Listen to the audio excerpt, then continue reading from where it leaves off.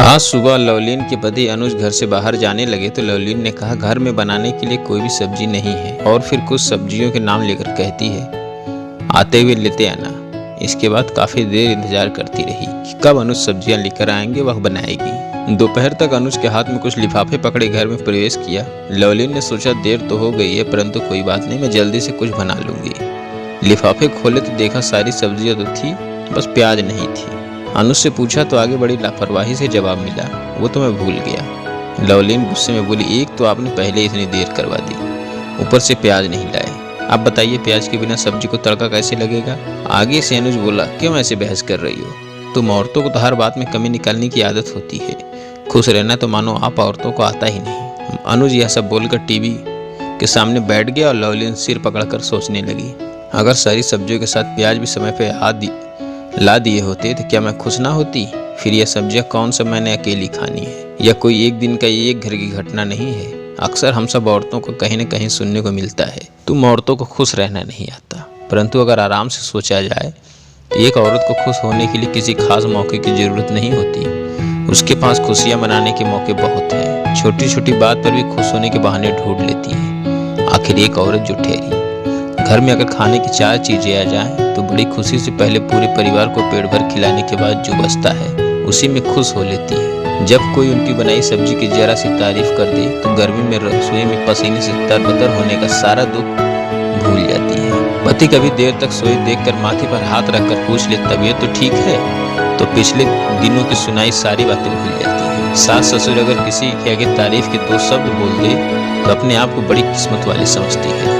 घर में मेहमान आ जाए तो खुशी से उनकी आवभगत में लग जाती है। बाजार जाकर घर के 4 जरूरी चीजें खरीदने के बाद अपने लिए सूट पसंद आने के बावजूद यह कहकर छोड़ आती है, कुछ खास नहीं है। फिर यह दुकानदार महंगा भी तो दे रहा है।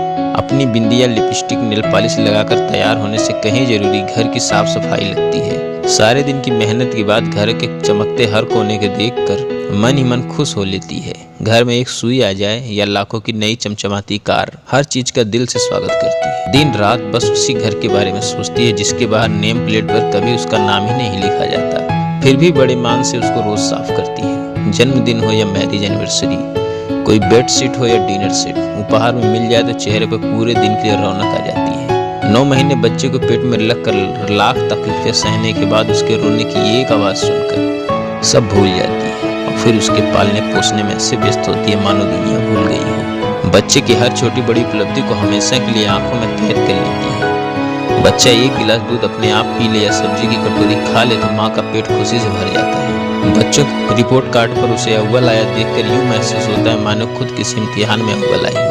वही बच्चा जब जवान होता है तो सारे शहर को खबर लग जाती है, सिवा उस पगली माँ के, जो आज भी रसोई घर में खड़ी बस यही सोच रही कि ऐसा क्या बनाऊं जिससे मेरा बेटा मजे से खा ले और उसे उसके शरीर में पोषण भी मिल जाए। उम्र के साथ अब शरीर भी कमजोर होने लगा। अनेक बीमारियों ने शरीर में घर कर लिया, पर अभी भी दिमाग घर और परिवार में ही उलझा हुआ है। बेटे के विवाह में चाव से नाचते समय अपने घुटनों के दर्द को भूल जाती है। बेटी को ससुराल विदा करते समय पागलों की तरह कभी हंसती तो कभी छुप छुप कर आंसू बहाती है।